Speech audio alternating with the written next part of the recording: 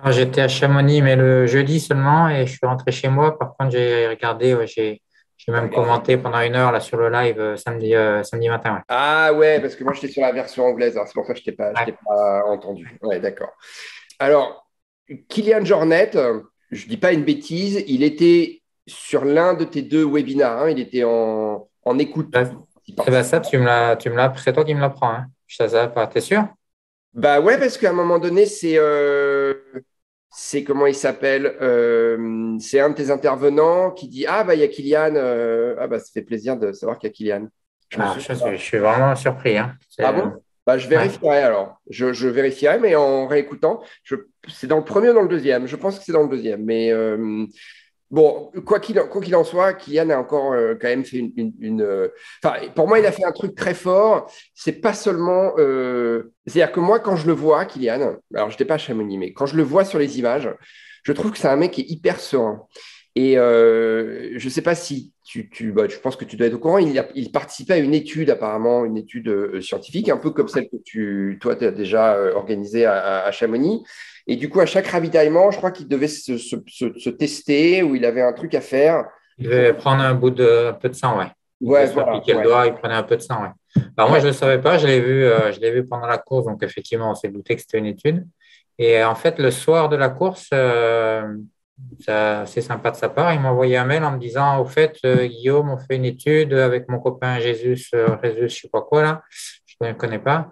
Et ça t'intéresse, je t'enverrai les résultats et tout, donc super sympa, tu vois.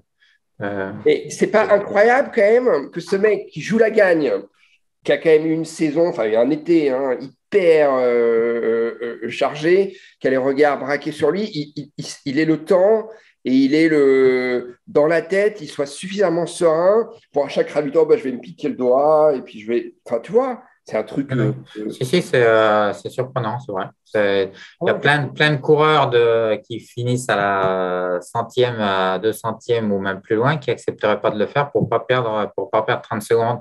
Et lui qui joue la gagne, effectivement, il le fait.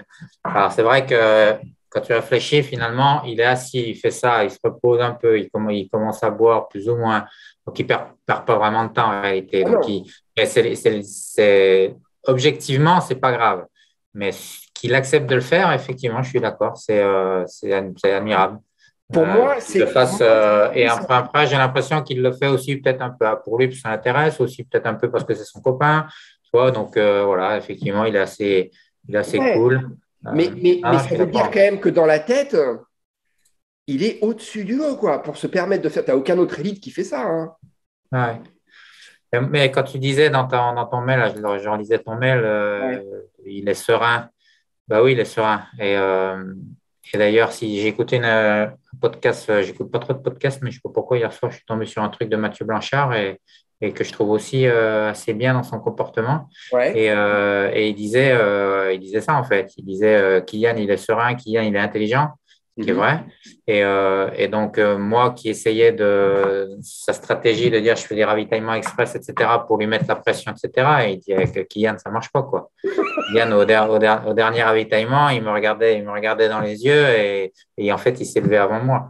Donc, c'est veut presque prendre à son propre piège. Donc, voilà. Et du coup, c'est Kylian qui lui a mis un coup de boost à la fin.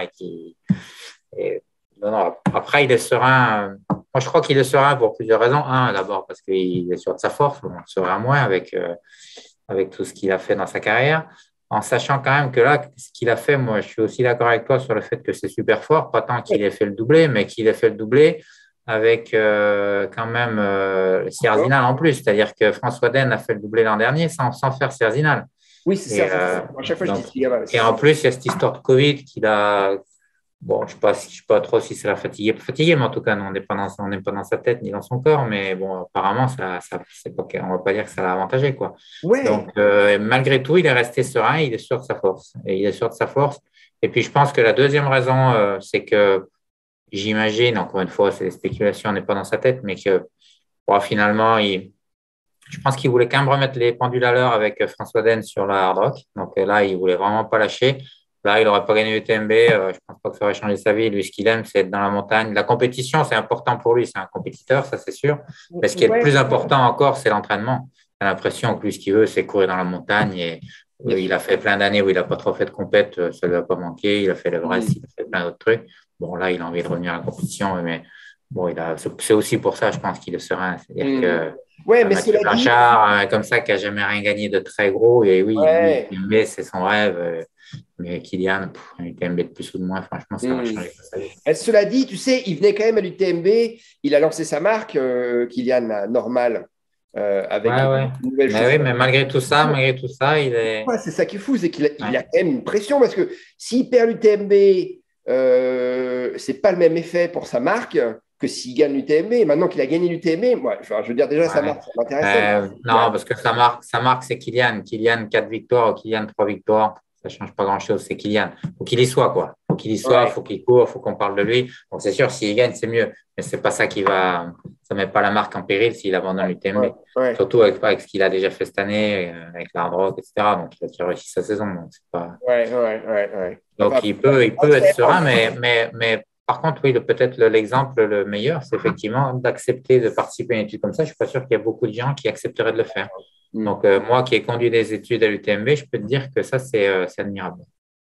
Ouais, c'est ça, parce que tu as déjà proposé ça à des élites, toi, de participer? Non, mais même des élites n'acceptaient même pas de faire des tests avant parce qu'ils avaient peur que ça les fatigue avant. Et donc, lui, il fait des trucs pendant. Bon, après, c'est pas, encore une fois, objectivement, c'est pas, il ne met pas du tout sa course en péril, mais entre l'objectif et Mais l'accepter de le faire, il mentalement, y a c'est un gap. mental. Hein. Hmm, Hum.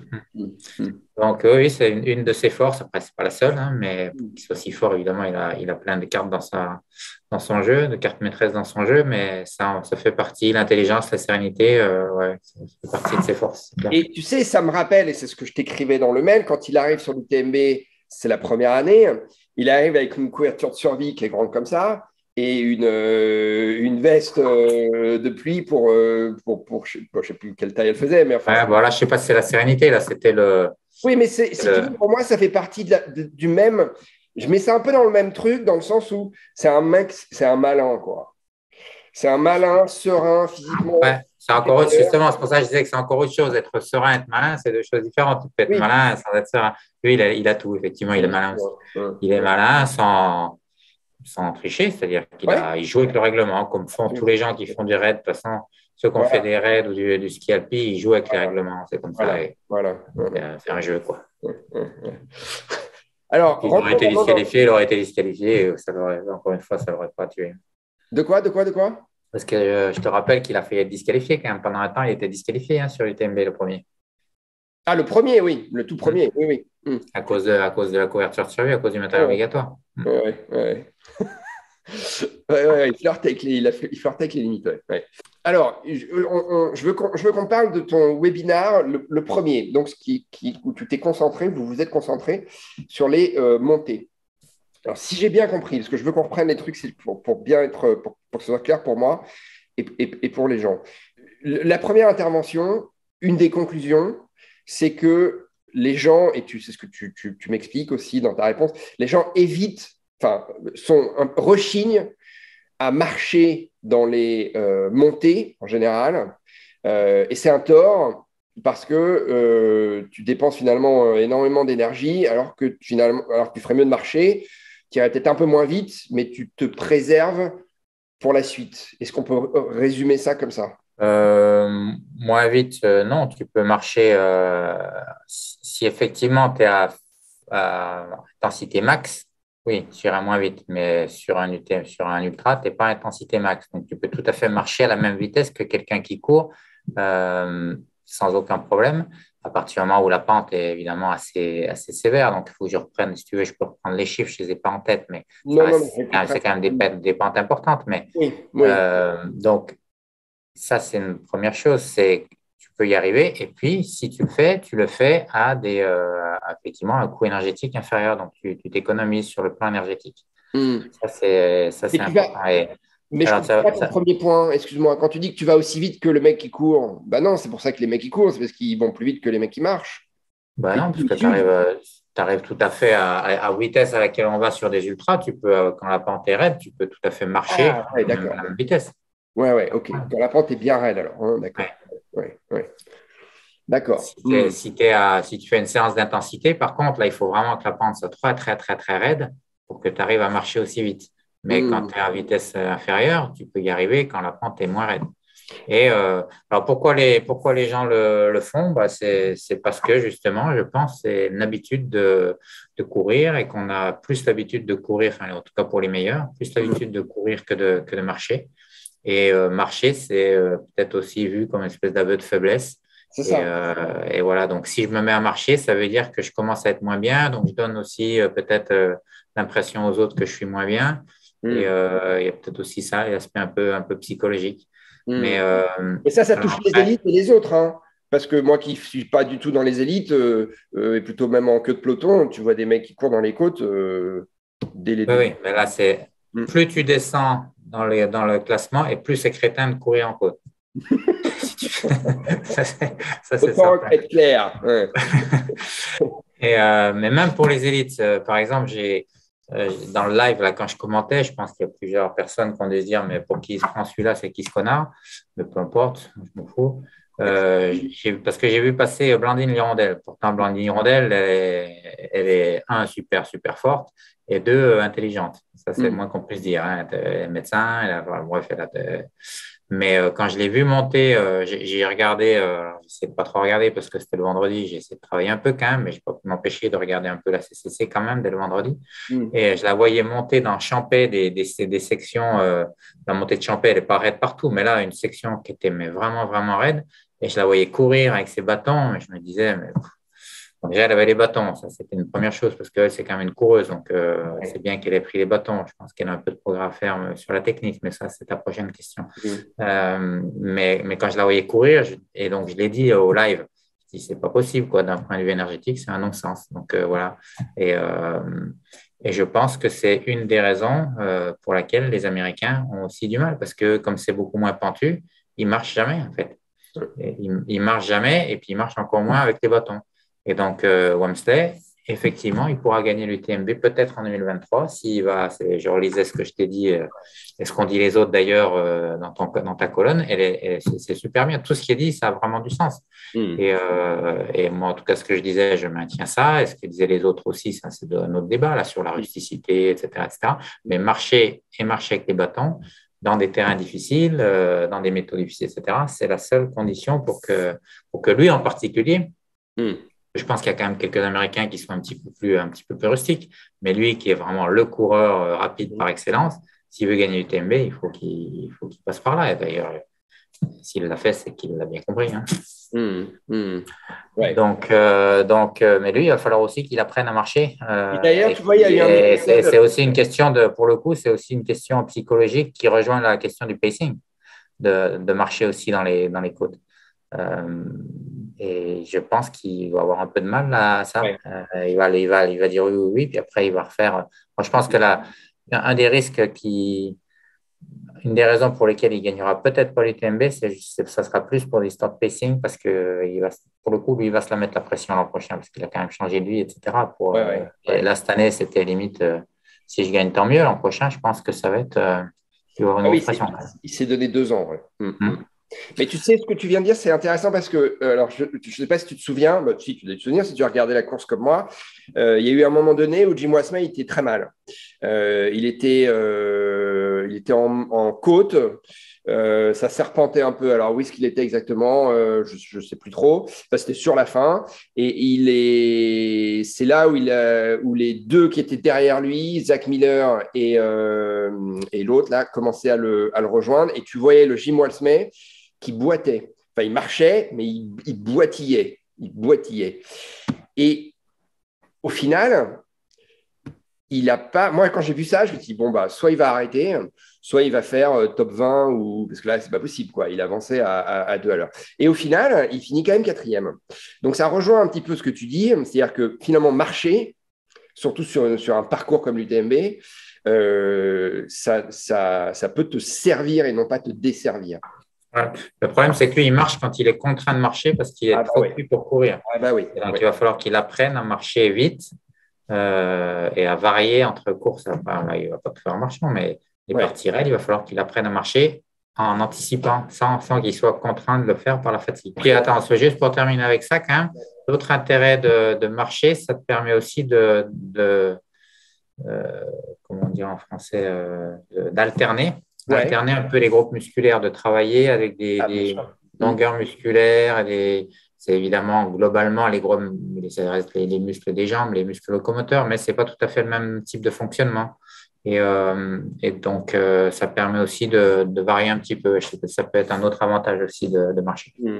Mais tu sais, je reviens toujours sur ça. C'est la réflexion de Ludo Pomeray sur la ligne d'arrivée de la Western State, hein, où il me dit Hum, oh là là, mais en fait, ici, tu ne fais que courir. hum. Moi, ça me saoule. J'aime bien marcher aussi. Ouais, alors, moi, je ne connais pas l'hard rock parce que on dit Ça, c'est sur toujours la hard Western rock. State, hein, il m'a dit ça, hein. Comment? Oui, C'est oui, je sur la sais, mais Western State, hein, parce que ouais. je voulais, ma question, c'était où placer la hard rock par rapport à l'UTMB? Est-ce que c'est plus difficile, parce que finalement, en termes de dénivelé, c'est à peu près pareil, Après, pareil, mais c'est plus à la haut. même distance. C'est plus haut, mais ça, c'est encore Mm. un autre aspect. Parce que ça, les Américains, ils l'ont, l'altitude chez eux. Donc, c'est pas ça. Mhm. Je pense pas que c'est ça leur problème. C'est plutôt, effectivement, la pente, les pentes. Bah Et je oui. me demande si les études, les pentes sur la hard rock sont plutôt proches de celles de l'UTMB ou plutôt un peu plus dures ou un peu plus faibles qu'à l'UTMB. Je sais pas si tu Ah, saurais me le dire parce que, c'est quasiment la même distance et quasiment le même dénivelé. Donc, c'est un ouais, peu mais tu peux différent. l'avoir avec des choses Voilà. des montées très régulières ou des montées plus raides comme sur la montée de Bovine, tu vois, ou des trucs. Ouais, Est-ce que ouais. ça ressemble plutôt au Grand Col Ferret? C'est-à-dire une montée très longue, très régulière, ou est-ce que ça monte sur des trucs un peu plus cassants? Moi, j'ai jamais fait l'hard rock, donc Je sais je peux pas pas. savoir, Ouais. mais en tout cas, bon, bref, Mais parce que du coup, oui, tout ça pourquoi? Parce qu'effectivement, Wamsley, il gagne plus tu es facile sur la western, et plus, bah, c'est ce que tu viens de dire, dans l'autre sens pour Pomeray. C'est-dire que lui, ça lui plaît pas parce que c'est pas un coureur.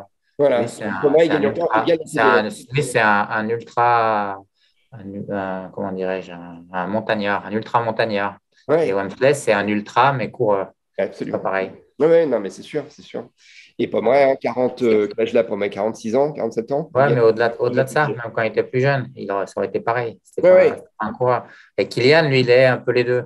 Enfin, il est beaucoup les deux, on va dire. C'est-à-dire Oui, que lui, il est oui, capable quand même d'aller assez vite à pied, mais moins que Jim. Il ne ferait jamais le temps sur 100 bornes, à mon avis, que Jim. Donc, non. il est quand même moins coureur que Jim, mais beaucoup plus montagnard. Donc, c'est pour Bah ça que oui, pour lui, c'est ce et qui, donc, ça a été plus dur pour Kylian de gagner la Western. bien Euh, sûr. parce Là, que il l'a fait qu'une malgré le fois. fait mais s'il avait été que montagnard, il aurait eu encore plus de mal. Donc, Bien sûr. mais son challenge, lui, c'était plutôt quand même de gagner à Western. Ouais, ouais.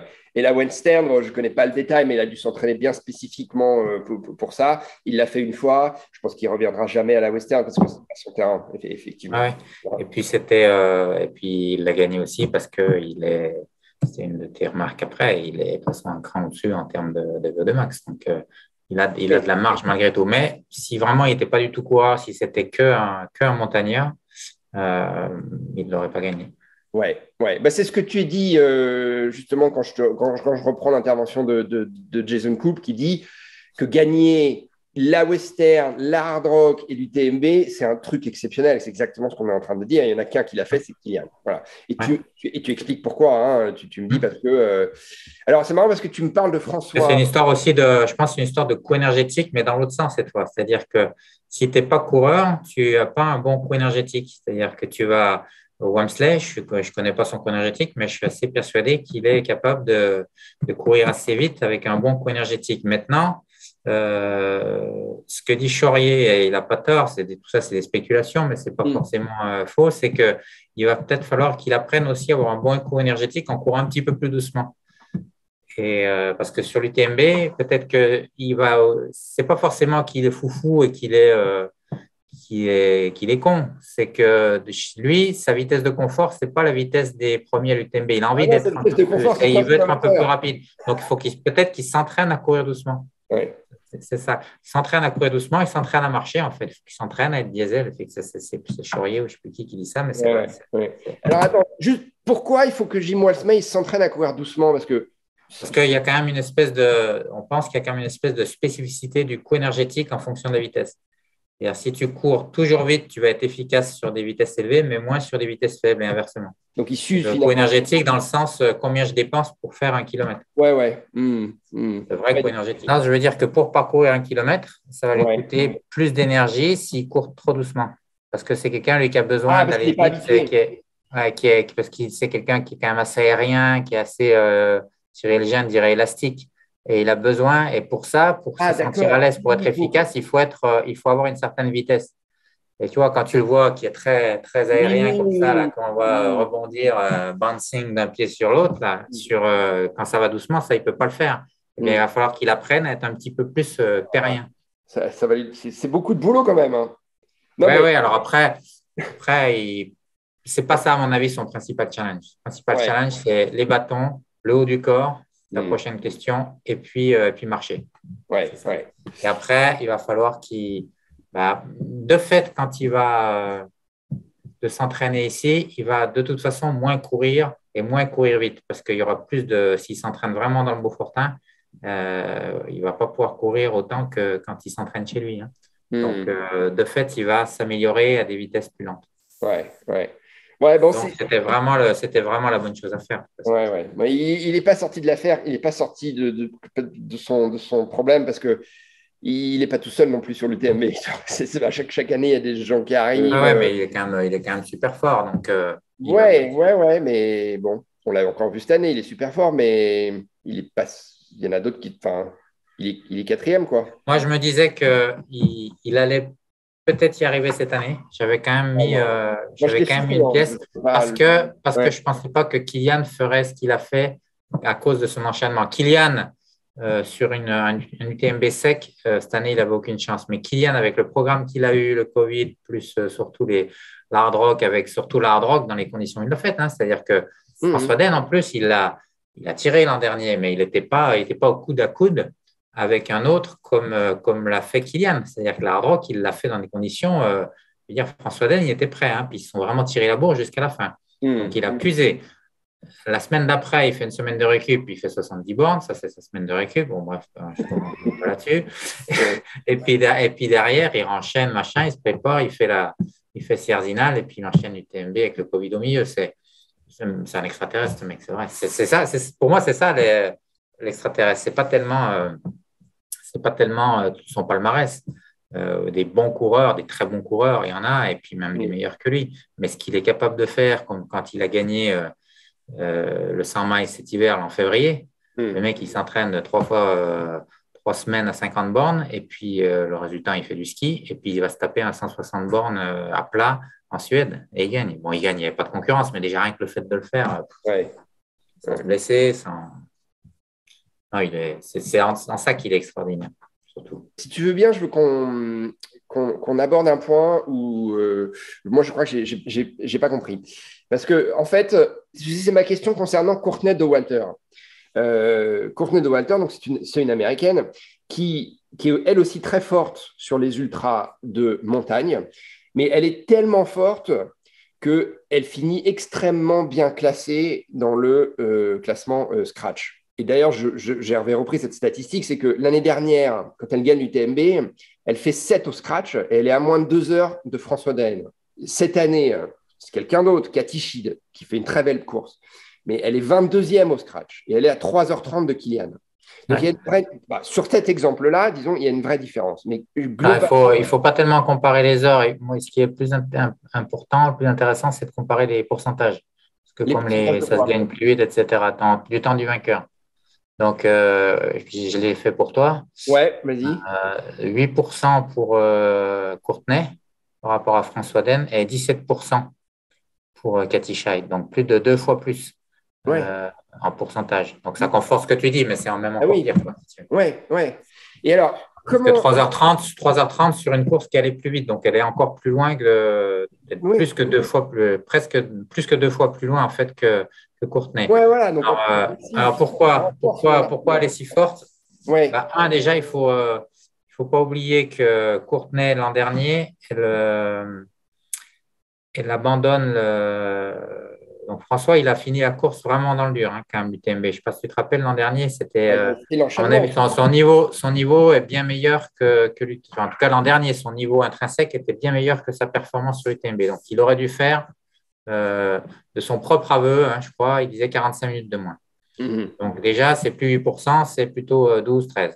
Ce qui la place encore parmi effectivement les meilleurs. Donc, mais c'est une partie de l'explication pourquoi elle était si proche, si tu veux. D'accord? Après, effectivement, elle est au scratch.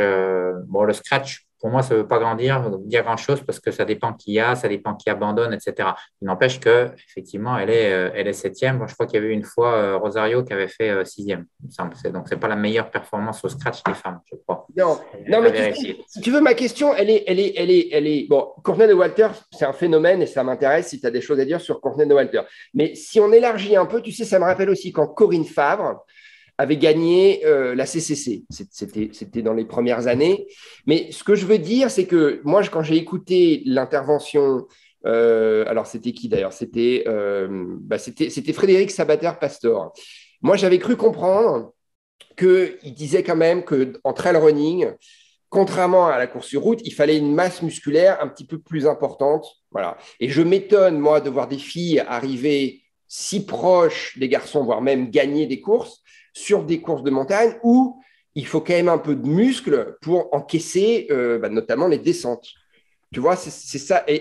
Alors que généralement, les mecs ont plus de muscles que les nanas. Voilà. Moi, je me suis juste fait cette réflexion. La masse musculaire, il ne faut pas raisonner en masse musculaire absolue, il faut raisonner en masse musculaire par rapport au poids de corps. D'accord. Donc, elles en ont quand même un peu moins. Mais finalement, le problème, c'est pas tant, ça revient au même, tu me diras, mais c'est pas tant qu'elles aient moins de muscles, mais qu'elles aient plus de graisse. Donc, ça fait plus de poids à porter quand même pour une masse musculaire un peu inférieure. Donc, c'est plutôt ça le problème. Bon, en tout cas, après, quand on la regarde, on a un peu du mal à voir ses cuisses parce qu'elle met toujours des shorts où elle peut chier dedans pendant 8 jours, ça ne se voit pas. Mais donc, moi, j'aimerais bien voir ses cuisses quand même. En blague à part, je ne sais pas si elle est vraiment si fine que ça, musculairement parlant. C'est quand même une skieuse de fond, hein, d'origine. Donc, tout ce qu'on vient de dire sur Jim, ça ne s'applique pas du tout à elle. Elle, c'est au contraire, j'ai l'impression que c'est quand je vois un peu, alors moi, je ne suis pas le pire, la meilleure personne pour ça, parce que je regarde finalement assez peu, même si je le fais de plus en plus, malheureusement, les réseaux, etc. Donc, mais de ce que je vois, quand même, elle est souvent quand même en montagne. Voilà, c'est quelqu'un qui est un peu quand même plus journette que Wamsley dans ce sens-là, qui est quand même plus une montagne. En tout cas, c'est une skieuse de fond de bon niveau universitaire. Hein. Je ne pense pas qu'elle était en équipe nationale des US, mais elle était quand même une assez bonne skieuse de fond. Donc, elle sait servir de ses bras, elle sait servir de ses bâtons. Et puis, c'est plus un profil typique à la François Den que. Moi, je la comparais assez bien à François Den. Et d'ailleurs, chez Salomon, c'est un peu ce qu'ils disent, c'est que c'est la François Den au féminin. C'est-à-dire qu'elle a une grosse caisse, mais comme François, mais pas la caisse mondiale que peut avoir Kylian Jornet. Elle est très, très endurante, très efficace très efficace, c'est-à-dire très endurante sur le très long. Donc voilà, comme quand elle a gagné les 200 miles là, au scratch, ça veut dire qu'elle est vraiment très forte sur le super long. Quoi. Mais justement, quand tu un gros mental apparemment aussi. Oui, c'est sûr. Et quand tu me parlais tu comparais François et Kylian, tu me disais François est l'archétype de l'ultra-runner, un moteur moins gros que celui de Kylian, mais une endurance et une gestion de course exceptionnelle. Qu'est-ce que tu veux dire par gestion de course exceptionnelle sur François Daen? Ça, je le tiens de Jean-Michel Formassan, qui, pour lui, c'est la personne qui sait le mieux s'adapter aux conditions. Déjà, il fait pas d'erreur de pacing, c'est pas un foufou, c'est pas quelqu'un, mais encore une fois, le pacing, c'est pas qu'une histoire d'intelligence, c'est une histoire de profil physiologique aussi. Quand tu dis le pacing, attends, juste un truc. Quand tu dis pacing, qu'on comprenne bien, tu parles pas d'un paisseur, tu parles du rythme. Non, je parle de pacing, c'est est-ce que je pars vite, est-ce que je pars doucement, comment je gère ma course, négative speed, positive speed, etc. C'est le pacing. Et donc, ça dépend aussi de ton profil, c'est-à-dire, c'est pas qu'une histoire de. Moi, si un Antoine Guillon, par exemple, qui est connu pour partir toujours dans les fins fonds du classement et qui est remonté, c'est aussi parce que c'est quelqu'un qui est hyper endurant et qui n'a pas une grosse caisse. Et donc, il compense. Donc, s'il partait vraiment dans les premiers, ce serait du suicide. Donc, lui, il n'a pas tellement le choix. Et Wamsley, c'est un peu l'inverse, comme on vient de dire. C'est-à-dire que lui, il est un peu obligé de partir un peu vite parce que c'est ses vitesses de confort. Donc, il y a un peu les deux. Il y a un peu de je suis assez intelligent pour pas trop me donner. Et par exemple, Wamsley, quand même, qu'est-ce qui l'empêchait malgré tout de faire l'effort de rester avec Kylian? Pourquoi il avait besoin de prendre dans la nuit 5 minutes, etc. Pourquoi il n'est pas resté avec Kylian? Il aime Ça, bien j'ai être en un tête. peu du mal à l'expliquer parce que, Il aime bien être en tête, c'est son truc. ouais, mais c'est une erreur. Donc, c'est un peu les deux, quoi. Je pense que c'est un peu sa physiologie qui l'impose de partir dans les premiers. Mais entre partir dans les premiers et d'être dans le peloton de tête, ça a du sens que lui soit dans le peloton de tête, mais se dégager tout de suite pour être tout seul en tête, pour moi, il y a une nuance encore. Tu vois ce que je veux dire? Et François Den, lui, sur le pacing, il fait, je pense, pas d'erreur. Il a fait quelques erreurs dans des conditions très particulières, dans le show, etc.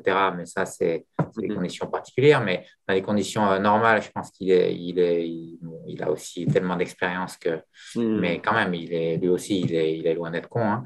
Et en plus, il est très fort, d'après Jean-Michel Fort-Vincent, sur je mets ma veste. Et d'ailleurs, quand tu écoutes les interviews de Wamsley, il dit que ça fait aussi partie des choses sur lesquelles il a besoin de s'améliorer. Et on en parle, je ne sais plus qui en parle aussi dans ta colonne là, que tu m'as envoyée. Je crois que c'est Chéniaud qui qui parlait de ça en disant lui, il est sec, donc il a encore plus besoin que les autres de s'habiller au bon moment, etc. Et Jean-Michel Fort-Vincent, je relate dans mon livre l'anecdote, quand en 2017, là, quand ils sont tous à la cour UTMB du siècle, là, quand ils y sont les trois, Wamsley, il arrive au Contamine en tête, il a 2 minutes d'avance, il a un peu peur de partir dans la nuit tout seul, pour le coup, ça devait être ses premières fois où il devait être un peu dans la nuit, là, il était plus jeune, et du coup, en fait, il attend François Den, qui lui se change complètement, et l'autre, il repart frigorifié en t-shirt mouillé, François Den au sec, nickel, et après, ils arrivent, ils montent dans la montagne, et l'autre terminé, quoi, il n'y a plus personne. Donc, c'est aussi dans ce sens-là que je parle de gestion de course. C'est les deux, quoi. Juste, on va finir, mais je veux juste que j'ai pas compris un truc tout à l'heure quand tu as dit, quand je parlais de Courtenay de Walter et des masses musculaires plus importantes chez les hommes que chez les femmes, et toi, tu m'as parlé des graisses. Mais je veux juste que les gens comprennent bien, c'est-à-dire que tu n'es pas en train de dire que les femmes. Enfin, si, je ne sais pas ce que tu es en train de dire, justement. Les femmes ont plus de graisse. Hein. Voilà, d'accord, ok. C'est tout. Et donc, elles ont plus de. Donc, comme elles ont une masse musculaire qui est plutôt un peu inférieure, en moyenne, et plus de graisse, c'est double peine. D'accord. Ça, c'est biologique, quoi. Enfin, c'est biologique, quoi. Plus de graisse pour pouvoir nourrir les enfants en cas de famine, etc. Donc, d'un point de vue de l'évolution, ça peut s'expliquer facilement. D'accord. Comme je te disais par mail, la masse musculaire, c'est pas tant que c'est un avantage, il faut le voir plutôt à l'inverse, c'est moins un inconvénient. Tu vois ce que je veux dire? C'est-à-dire que Wamsley, lui, il est fin, ça ne l'empêchera pas de gagner l'UTMB. Inversement, Chaurier, qui a des grosses masses musculaires, c'est impossible qu'il soit bon sur 100 bornes à plat ou sur marathon encore pire. Ouais. C'est-à-dire être fin, si on peut, à partir du moment où on est fin, très léger, etc., on peut quand même arriver, il y a des exemples quand même de gens qui sont très fins et puis qui sont quand même forts en ultra.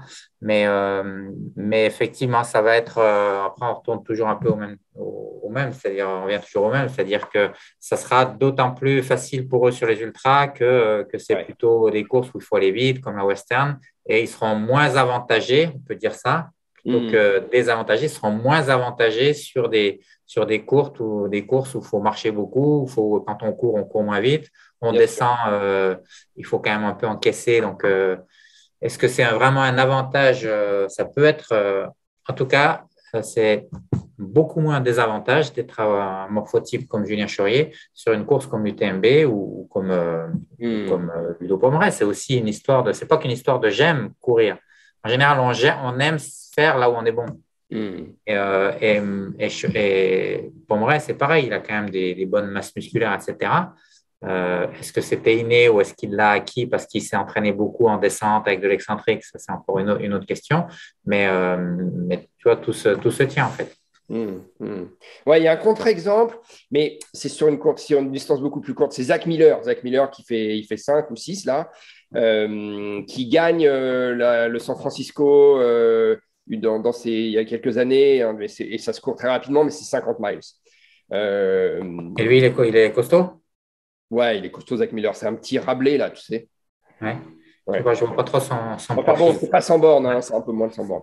On va être Ouais. coupé, mon Guillaume. Juste un truc là sur les bâtons, il me semble que c'est important, c'est les bâtons. On n'est pas Alors revenu attends, parce que là-dessus. du coup, alors je veux bien, mais laisse-moi te renvoyer un lien Zoom. Je fais, Ah, ça prend 10 secondes, parce que là, ça va se terminer. On va être coupé sinon. Le truc sur les bâtons, tu m'entends? Ouais. oui. Le truc sur les bâtons, donc c'est ton intervenant, que je dis pas de bêtises, c'est Nicolas Giovanelli, qui conclut, si j'ai bien compris, hein, que l'utilisation des bâtons, même si elle s'accompagne d'un coût énergétique plus important pour le haut du corps, permettra toujours d'économiser de l'énergie. Mais surtout, enfin, essentiellement sur les pentes les plus dures. Donc, est-ce que ça veut dire que si la pente elle n'est pas très inclinée, le bâton, ça ne sert à rien? Ou est-ce qu'il Non, faut… alors justement, c'est bien ça que je voulais, sur ça que je Voilà. voulais revenir.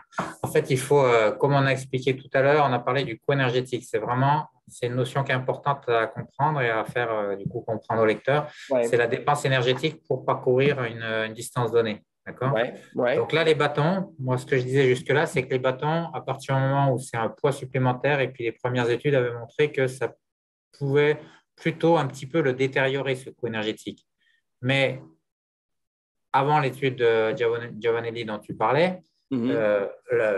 mon discours, c'était de dire, mais c'est pas très grave, dans le sens où, en fait, ce qu'on veut, c'est la meilleure performance. On ne veut pas forcément que le meilleur coût énergétique, on veut la meilleure performance. Donc, OK, on va peut-être perdre un peu en coût énergétique, mais comme on va gagner, non pas sur la dépense énergétique, mais sur la sollicitation des jambes, sur la fatigue des jambes, Mhm. ça va nous avantager. Donc, il faut bien différencier le coût énergétique, où là, effectivement, les bâtons sont globalement pas une bonne idée, Mhm. de la fatigue des jambes, où là, les bâtons sont une très bonne idée. Mhm. Sauf qu'entre-temps, ce qui va encore renforcer l'intérêt des bâtons, son étude a montré que même sur le coût énergétique, à partir du moment où ça monte très fort, à partir de 13 à 15 même sur le coût énergétique, les bâtons deviennent intéressants. Donc là, tu gagnes sur les deux tableaux. D'accord. OK. Voilà. OK. Donc, OK. globalement, c'est évident qu'il faut prendre les bâtons. Et d'ailleurs, tu peux noter que Jean-Net, qui ne prenait plus les bâtons, les a de nouveau. Exactement. Et d'ailleurs, j'ai fait l'erreur parce que moi, je suivais le truc et je commentais en direct sur Twitter. Et au départ, je n'avais pas vu qu'il avait ses bâtons. Il les avait bien dans son dos, puis il était tout en noir et tout. Je ne voyais pas de bâton. Je disais, ah merde, putain, il est parti sans bâton. OK. Et puis après, il les a sortis. Ouais. Ouais. Et on l'utilise un peu moins, etc. Tu as vu que Blanchard, lui, utilisait même en descente, hein, sur certaines descentes. Et Ouais. ça, c'est plus étonnant. Et c'est aussi pour ça que moi, je pense qu'il a raison. Ça revient, c'est un peu le même discours que Wamsley tout à l'heure, mais cette fois sur la descente et pas sur la montée. D'ailleurs, je vais moins vite, mais je m'économise un peu. Et Mhm. qu'il le fasse, lui, il apporte vraiment de l'eau à mon moulin. Tout ce que je dis depuis des années, il m'a fait plaisir, Blanchard. C'est pour ça que pendant le live UTMB, j'ai dit à tout le monde qu'il avait gagné, donc je peux faire un C'est compte. ça. C'est ça. C'est ça. Mais c'est pas grave ça. Et Non, mais bref, pourquoi on descend et les pour terminer bâtons? avec les bâtons, ce que j'ai Ouais. dit aussi, et encore une fois, je pense que les auditeurs ont dû se dire, mais pour qui il se prend celui-là, c'est Mhm. que je conseillais à Wamsley de vraiment, ben, c'est ce que j'ai mis ce que je disais dans ta colonne aussi, de Mhm. s'entraîner tous les jours avec. S'il Bah veut oui. vraiment, son but, c'est de gagner UTMB, parce que non seulement il apprendra à s'en servir, mais il a besoin aussi de se. T'as vu comme il est gros, l'astico, là, il a besoin de faire un peu Oh de ouais. muscu et Oh la d'utiliser les vache. bâtons et de faire du Oh, ski de rando et c'est même collant, au-delà de tout la en masse noir musculaire, là. de, de s'entraîner le haut du corps. Ouais. Voilà, donc encore une fois, son, bon, de toute façon, Mais les s'il a bâtons fait en descente, juste un point sur les bâtons en descente. Bah, moi, les bâtons en descente, ça m'a toujours servi parce que ça me stabilisait. Je trouvais que c'était un truc de sécurité. Mais j'avais aussi le sentiment que ça m'économisait les jambes parce que tu oui, oui. prends cher Mais dans les là, jambes. pour le coup, c'est vrai que ça se discute un peu plus au moment où, en fonction du niveau de course. C'est-à-dire que moi, j'allais quand même pas jusqu'à dire que les meilleurs devaient sortir les bâtons en descente. Je dis et je maintiens que à partir du 50e, peut-être même avant, il Hmm. faut sortir les bâtons, peut-être même y compris dans les premières descentes où ça va vite. Ce que je ne faisais pas d'ailleurs à l'époque, mais Ah peut-être ouais. que j'aurais dû être encore plus extrémiste et je pense qu'il faudrait le faire. Et le fait que Blanchard, il le fasse, alors c'est vrai que c'était plutôt sur la fin, je ne l'ai pas vu sur les premières, mais qu'il le fasse pour effectivement s'amortir un petit peu. Après, tu peux pas aller aussi vite forcément, parce que tu peux, et puis c'est un peu dangereux parce que tu peux aussi trébucher, etc. Quand ça va vite, les bâtons, c'est plus une gêne, mais qu'il le fasse, c'était quand même assez étonnant et moi, j'étais content de voir ça, quoi. Et voilà, ça revient toujours à la même histoire de dire, je pense qu'il en a mesuré son coût énergétique quand tu utilisais les bâtons en descente. Son coût énergétique était moins bon. Mais son problème à l'époque, quand il descendait sur Triangle, ce n'était pas son coût énergétique. Son problème, c'était ses quadriceps, ses douleurs au quadriceps. Et donc, il s'en foutait un peu quelque part de l'énergie. Ce qui comptait, c'était comment économiser ses muscles, pas son énergie. Tu vois la nuance entre les deux? Ouais, je comprends. Ouais. Du coup, voilà. il fait juste derrière Kylian. Donc, il a bien eu raison. Ok. Bon, là, c'est ça. Là-dessus, je voulais revenir. Voilà. Et donc, si tu es d'accord, on refera la même chose, mais sur l'autre webinar. Dans une semaine, 2 semaines, 3 semaines. Sur le downhill. On en a déjà un petit peu parlé, mine de rien. Mais je réécouterai. Alors, si j'ai des questions, si j'ai pas de questions. Ouais, non, mais pas de souci. Bon, je te remercie, Guillaume. T'inquiète. Merci. Hein. Ciao. Bye.